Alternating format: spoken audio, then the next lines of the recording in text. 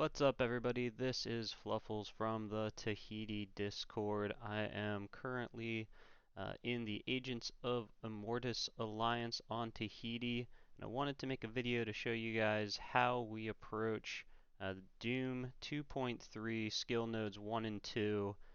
Our alliance is currently doing Doom 2.3 at somewhere over 70% daily, and I know that skill is one of those areas that people have a little bit of inconsistency with, so I'm making this video to show you all how I approached those nodes, maybe give you some pointers.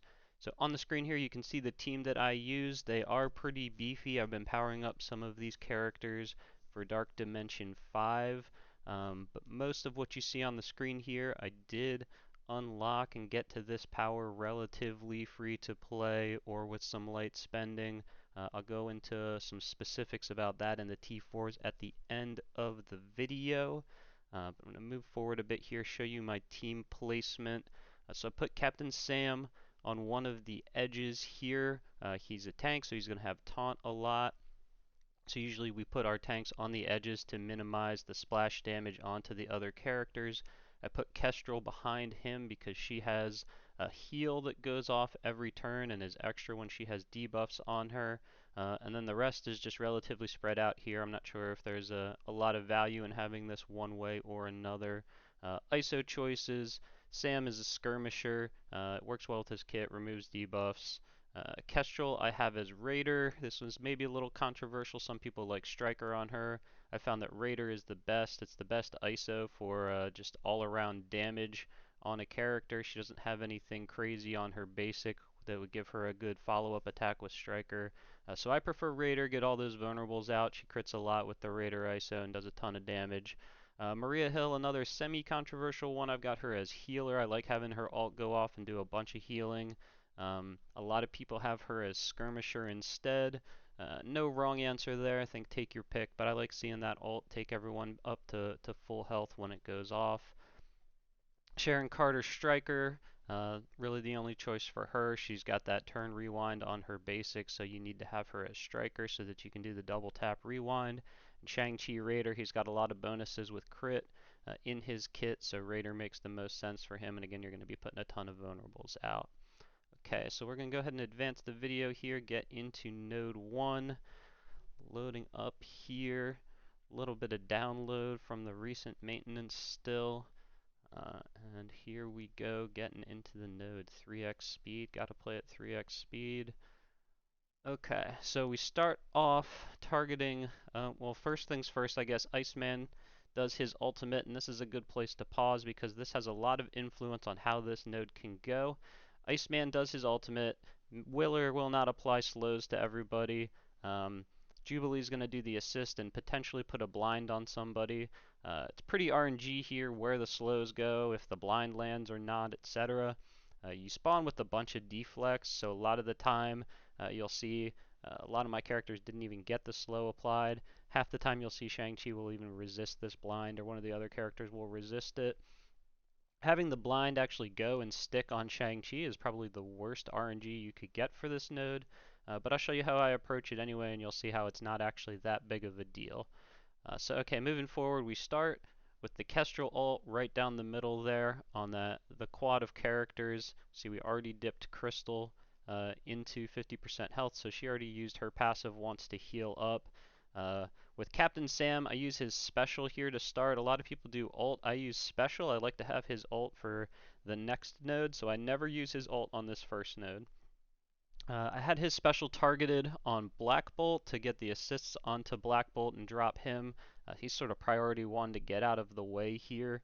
And you'll see that the assist call from Captain Sam's special was on Shang-Chi, so again, double bad RNG from that blind, but again, it's not actually going to matter. So now Shang-Chi goes, and of course he's blinded, so we're just wasting time picking somebody and using the basic, hitting into one of these defense downs so that we get the assist from the Kestrel passive, and she cleared out Jubilee for us right away. Now Sharon goes next. Sometimes she will have her special ready, sometimes she won't. It really is the RNG of Captain Sam's special and where he divvies out that energy. He gave it to Sharon this time around, so she's got that special ready. The next time I'm going to need this special, is probably going to be on the boss node to ability block Doom, so there's no problem using it this early on in this node. I like to do it on Crystal here so that her ult doesn't do anything, get some rewind on her, and just do a bunch of damage to this cluster. And she'll also follow up and do a rewind on Crystal as well. Black Bolt got the heal from the Crystal passive, so that's out of the way, and Crystal died in the meantime. With Maria Hill, again, we're targeting into this Black Bolt. We want to get him out of the way. 9 times out of 10, I will have this Black Bolt out of the way before this next wave drops. Because the Shang-Chi got the blind this time around, that didn't happen. But again, it's going to be just fine. Black Bolt, he has to attack into this Sam taunt, which is no big deal because Sam's so big. So it doesn't really matter. All those deflects, he barely takes any damage. Now, as we start to go through these shield troopers, I'm going to make the decision to use the basic to start. I have to hit Bishop. The basic attack on these shield trooper minions has a 1 in 10 chance of critting, and when it crits, it does a little turn meter rewind. So, I'm going for the RNG there.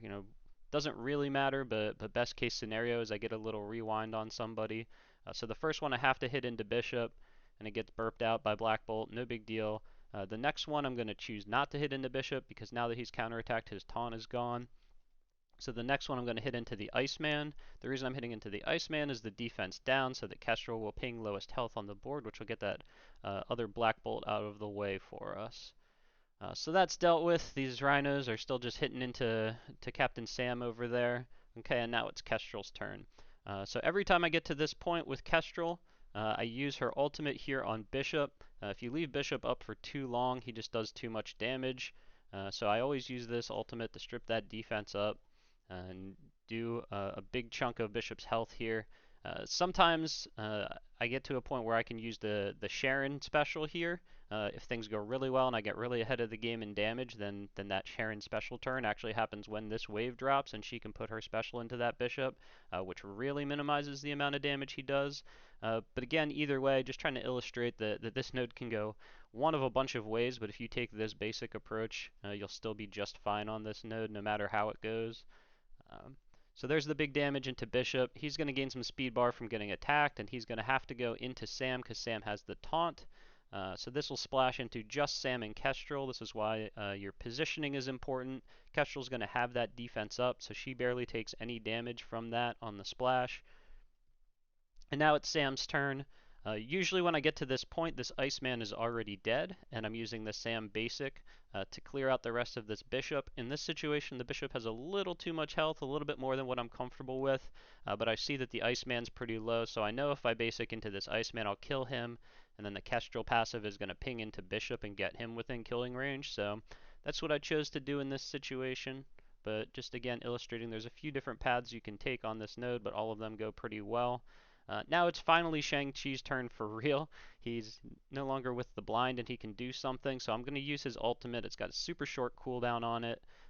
One thing to keep in mind with his ultimate, I see people screw this up all the time.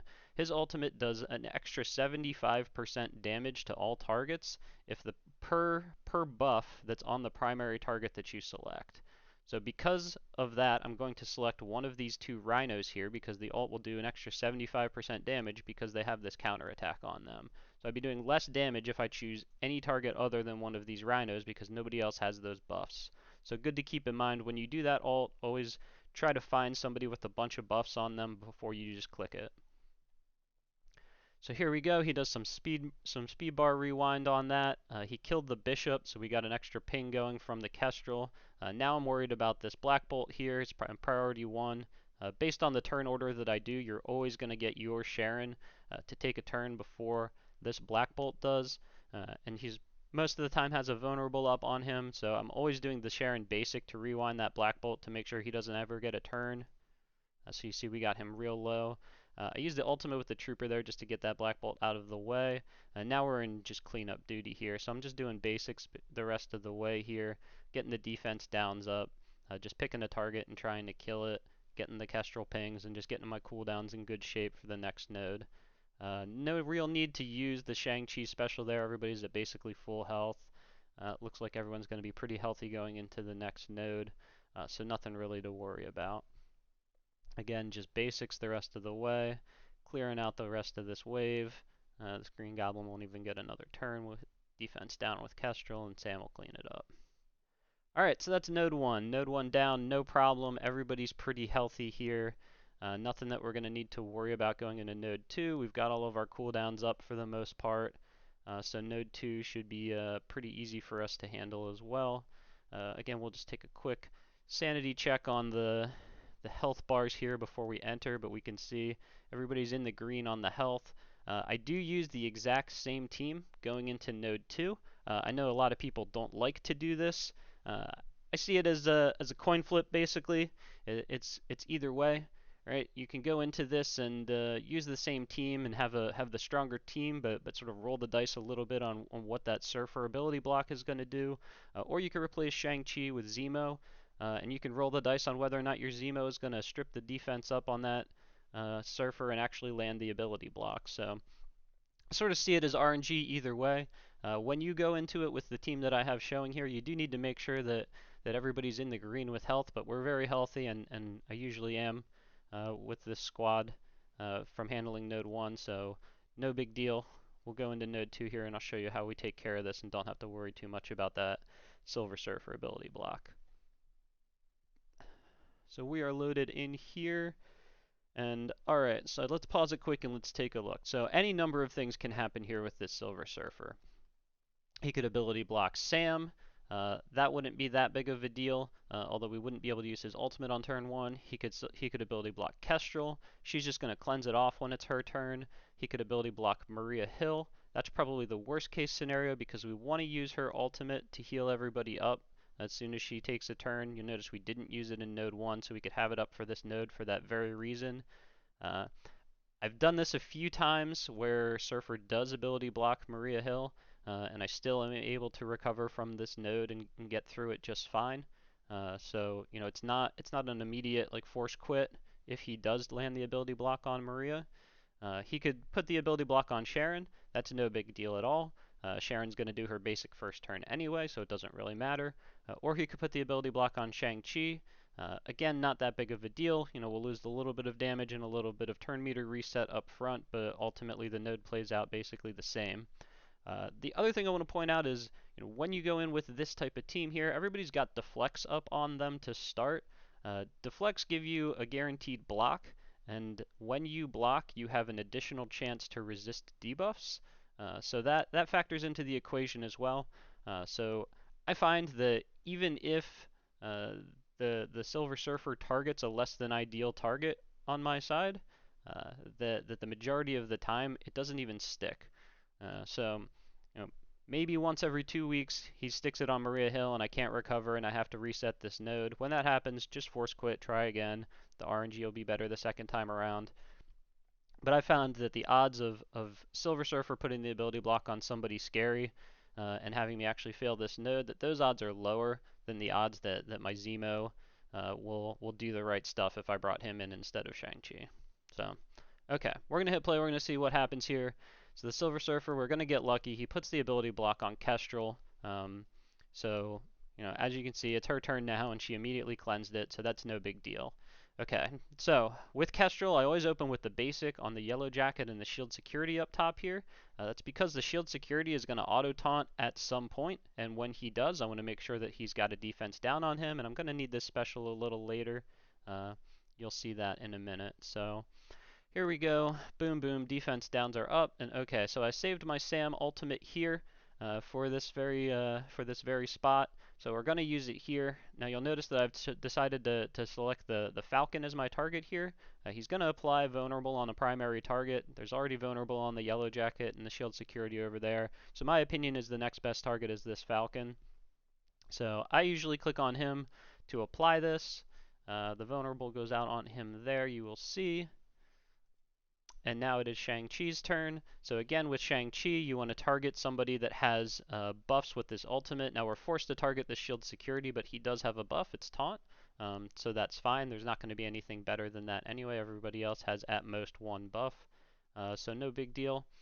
And this ult is just going to crush most of this wave here for us. Really drops everybody super low. the Kestrel ping as well because one of those targets had defense down in the beginning. And then it's Maria Hill's turn, and we're going to use her ultimate to heal everybody up. And you can see, here's why I like healer on her. Everybody healed up really high here. And we're just going to throw a bunch of damage out. And the Falcon actually died. Vulnerable targets take 10% more damage, so another one of the reasons why I like to have that vulnerable on the Falcon there. Sharon's turn next. We're just going to basic rewind this yellow jacket. A lot of the times the Falcon doesn't die, and I do this basic rewind on the Falcon instead, and this yellow jacket gets his ultimate off. But as you can see, everybody's super healthy. Most people have a bunch of stacks of deflect on them. So even if this one yellow jacket does get his ultimate off, it's never enough to actually kill anybody, and then because of the deflects, the Maria Hill passive is going to have everybody heal up because her passive heals when blocks happen. So we get him super low from the Sharon basic. The Negasonic ult goes off. That's inevitable, not a big deal. Shang-Chi gets to go next, and we are going to use his special. He gains a bunch of extra speed bar when you use his special, so he'll take another turn pretty quickly after this. With this, I always target whatever's in this spot here. A lot of the times it's this wasp. His special will attack the target and all adjacent targets, so you want to get one of these clusters where you're going to hit 6 people when you pick something. And when I do this here, he's going to finish off this yellow jacket. And he'll probably take that blob below 50% health too. He does. Getting the blob below 50% health early like that is good because the Sharon Carter passive tries to put disrupt on targets when they dip below 50% health. So you can see it just went out on both the surfer and the blob there because they both just dipped below 50%. Having the disrupt on the blob is helpful. I've seen this get resisted and it's just fine. The node goes perfectly reasonably well anyway. But having that up there is helpful because we're going to clear this Magneto out at some point, and we don't want blob to auto taunt when the Magneto gets low. And here's the situation I was saving that Kestrel special for right here. So now I'm picking this Surfer, the low Surfer, as my target here so I can hit this other cluster of 6 and spread the defense downs everywhere. Killed the Negasonic there. And you can see this node's going super well. I mean, everybody's super low. Sam special here into this Silver Surfer. We're going to clear him out. Kestrel pinged him and got rid of him. Maria special into the Magneto because we don't want his ult to go off, although it's not that big a deal if it does. Next most important part, always save this Sharon stun right here for this Silver Surfer. If you use it on node 1, odds are it's not going to be back up for node 2 right here. So I always save this stun for this Surfer. Don't want a second Surfer ultimate to go off. If you don't have the stun for this, then it will go off. So I always save it for this spot, and the rest of the node just gets super easy from there. Shang-Chi turn next. We don't have to use this ultimate here, but you use it anyway, clear things up. Again, his cooldowns are super low, so it'll probably be back up by the next time he gets a turn, or the turn after that probably. So now we're just pinging stuff with basic attacks just to clear out the rest of the wave, get the Kestrel passive to go off. So there you go. Cleaned it out, super easy. Goes about that way every time. There's a few variations like I mentioned, but you can get it pretty clean like that most of the time with this type of approach and turn order. And we still have full health, so we could go into this boss node if we wanted to. Now the boss node is an easy one shot as well. The one thing that we were saving there was that Sharon Carter special so that we could get the ability block on Doom. I can't show you the footage of the Doom or of the Doom boss node here because it's already been weakened. So I'm just gonna zip through this, but we'll see. This boss node was weakened for us, and it's easy cleanup. Nothing too much to mention here. Yeah, only 8 enemies left. So doing stuff like stripping the buffs off of Ebony Maw there, and just pinging down the rest of this. Okay, I'm gonna skip through this. I promise you, it's a clean kill. We finish out the node, but we set up our cooldowns from nodes 1 and 2 in such a way that you would have been able to pretty successfully get through that boss node no matter what. Okay, now in this section of the video, I'm going to go through my team, explain the T4s that I chose and why I have these characters at this power. So we'll start with Captain Sam.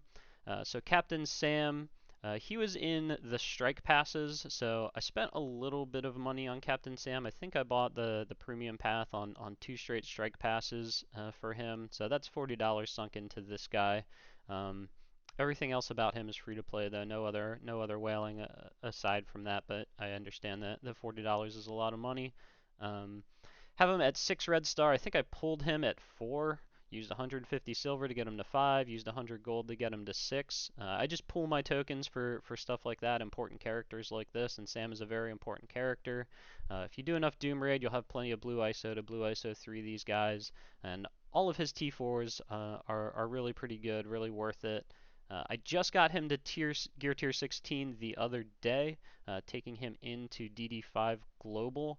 He's a great character in DD5 Global, so I would recommend that everybody that is able try to save your DD5 skill materials so that you can take Captain Sam in. Next character that we will look at is next button, Kestrel. So, Kestrel, major investment here. Um, She's had a blitz recently. She was an event campaign. Event campaigns, I always save my power cores for. I do both the 50 and 100 refreshes on every single event campaign, basically. If you're willing to pool your cores for that specifically, then you can get a free to play, quote unquote free to play, 5 yellow every time. The odds of getting a 5 yellow when you do both the 50 and the 100 refreshes on event campaign characters something like 95%, I think. There's a spreadsheet out there somewhere on the Tahiti Discord. Um, but yeah, so 5 yellow pretty easily from that. Don't think that I spent too much money on her. She had a blitz recently, and there was some stuff with the DD5 rewards, but she's definitely worth taking to 7 red. I definitely saved my gold tokens specifically for these promos. I don't think I pulled anything crazy on her to start, 4 or 5, and then just saved my tokens again for her because she's basically the best character in the game.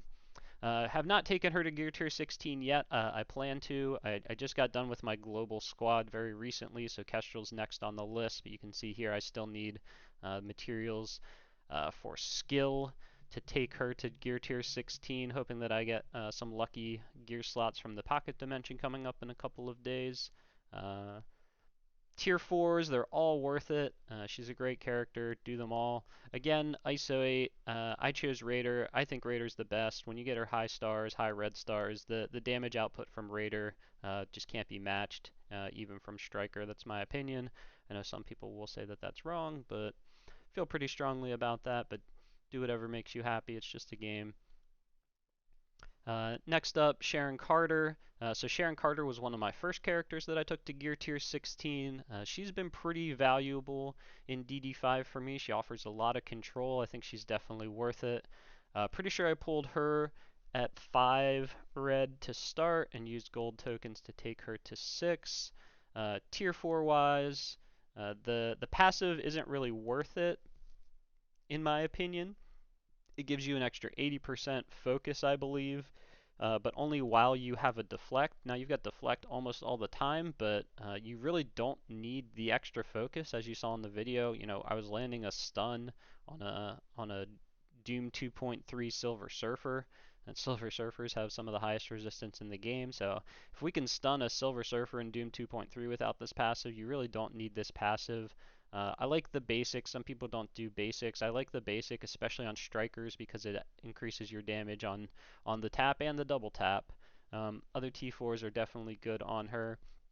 If you're seeing that, like for example, if you have like a slightly lower power team and you're seeing that you're not landing that disrupt on that blob and that blob is getting his ult off and it's killing you on node 2 and skill, then maybe it'd be worth it to invest into this passive here for Sharon. But otherwise, I don't see a real need yet. Maybe they'll release Doom Raid 3 at some point or something like that, and this will come into play. But better to save the materials and not go too crazy on these T4s if you can help it.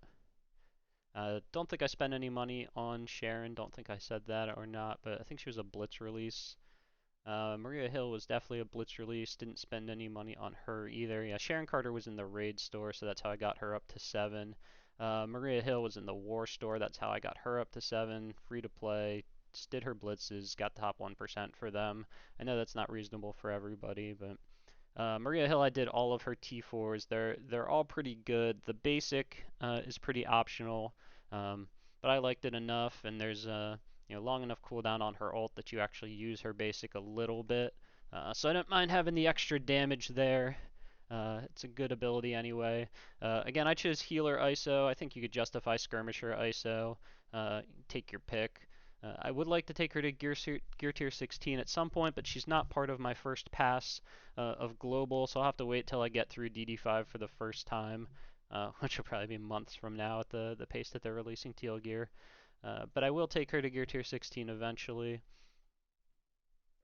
And then one more, right? Shang-Chi. So Shang-Chi, he's in the premium Blitz store, the orb from Blitz. So you got like a 1 in 10 chance of getting him from that orb. So I didn't wail on Shang-Chi at all. He had an event, got him to whatever stars you get him for out of that event, and then just got him through the Blitz orb up to where he's at now.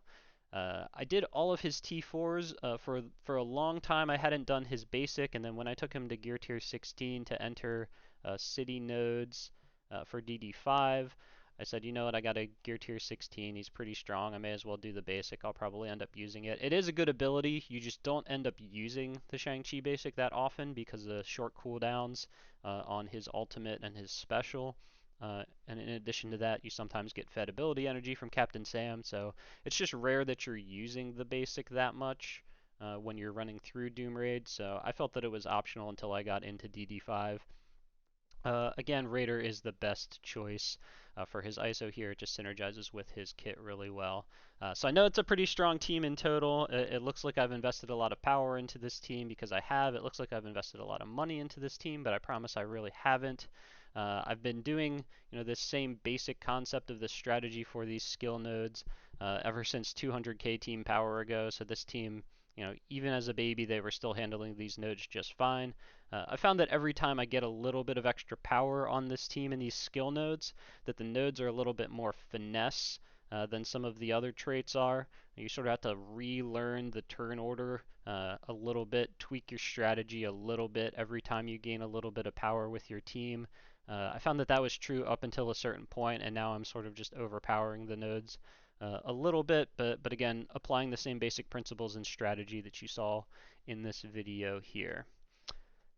All right, so that's it for the video. Hope you guys you liked it. Hope you enjoyed the content here. We talk about theory crafting, Doom Raids, DD5, all sorts of stuff on the Tahiti Discord, so feel free to join there if you want to chat with me.